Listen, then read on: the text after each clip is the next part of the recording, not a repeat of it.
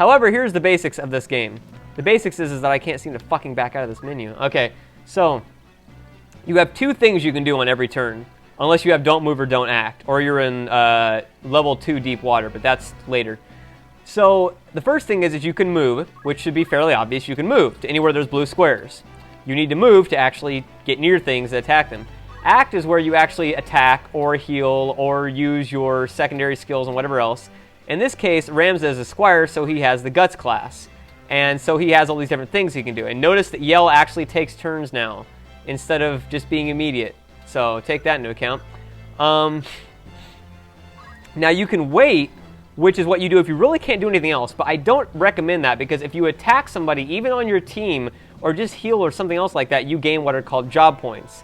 And job points are what are used to level your character and to gain abilities. They're basically like, say, in Final Fantasy VII, the ability to gain materia experience points and so forth. Or a better idea would be like job classes in Final Fantasy IV, for example. Or I mean 5. Final Fantasy 5 or 4. Fuck, I always mix those up. Anyways, so you can do that. What the menu thing is here is Brave is your ability to... okay, let's just put it this way. It's your armor. It's your armor and attack both. Like, it helps you attack better, and it also helps you take damage.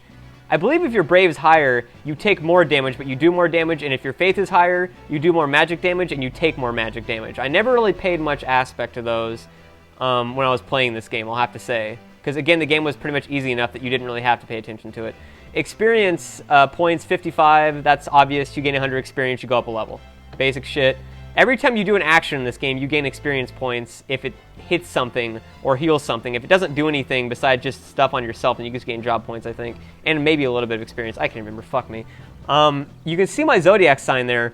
And my zodiac sign, the Libra, actually pays like respect to the actual zodiac. Whereas if certain zodiac signs fight, the compatibility of those two signs will register whether you take more or less damage, or stuff has a higher or less percentage of hitting, so forth. So you can actually factor that in. Again, I didn't really give a fuck because I didn't really need to. The 11H up there in the upper right is your height. If you notice, if I go to move here, you can tell the height goes down. Height is very important in a lot of attacks. There's some attacks that will only work if you're on the same height or around the same height. And that's about it for the basics. Oh, one more thing too. Stuff in this takes time to cast sometimes. So you can press the triangle button and go to your active time list, and it shows what everybody's turns are. So say if you wanted to do something that would take 5 turns, but you wanted to cast it on this guy, if he were to move, if you tried to do that, your attack would go off after he moved, which means he would likely avoid the attack. So that's something to always keep in mind. And then of course you have... you can check the status of a character. Like, you can check it for other characters. Let's go to Gafgarian and check his status. And you can see armor, you can see weapons, all that stuff. On the right here, where you have the 2 lightning bolts, the first one is your main class, and since Gafgarian is a Dark Knight, he has the Dark Sword skill, and his subclass is Black Magic. And what that means is that you can have these skills from a second class available to you, but they generally won't be as powerful, so keep that in mind. The counter there, the thing that looks like an arrow, is generally a counter skill, which is something like attack the enemy after they've attacked you, attack them with magic after they've attacked you, or even attack them before they attack you, or even gain back life if you get hit, or other such things. The circle there is a sort of a support skill. Like, for instance, it could be something that lets you gain more job points as you walk around. It could be something that lets you use 2 attacks at once, so forth. It's basically something to boost your already existing skills. And then the one on the bottom is movement-based skills. It's something like move and gain job points, move and gain life, move farther, jump higher, etc.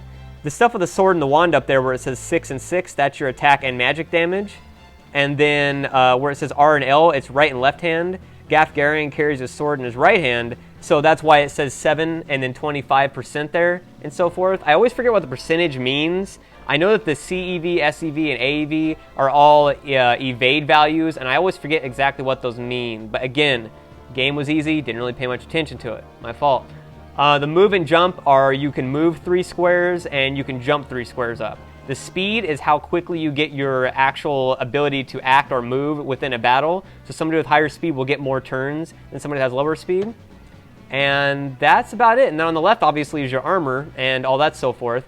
Now, something interesting about this game is if you actually go here, you'll notice that armor in this game actually is what gives you hit points. So if you don't have armor and so forth, not only will you take more damage, you will flat out fucking not have high life. So that's actually a really important thing. And then the thing there where it lists what it is, the ones that are bolded in black are the actual classes that can use that armor. So if it's grayed out, it can't use it. And then physical evade, magic 10% evade, and here's the attack power, evade percentage, 2 swords, 2 hands. Meaning the 2 swords, 2 hands means he can use this in the 2 sword ability, or he can use it with the 2 hands ability, which are later on. And apparently gives him 2 magic also. So that's it. So that's the basics of the thing. So if you sat through all this, good for you, because now I don't have to repeat any of that for the rest of the entire playthrough. If you didn't sit through that, well then hopefully you're not going to know what, or hopefully you're going to figure out what the fuck's going on. But that's the whole thing. So now we can actually get to the goddamn gameplay.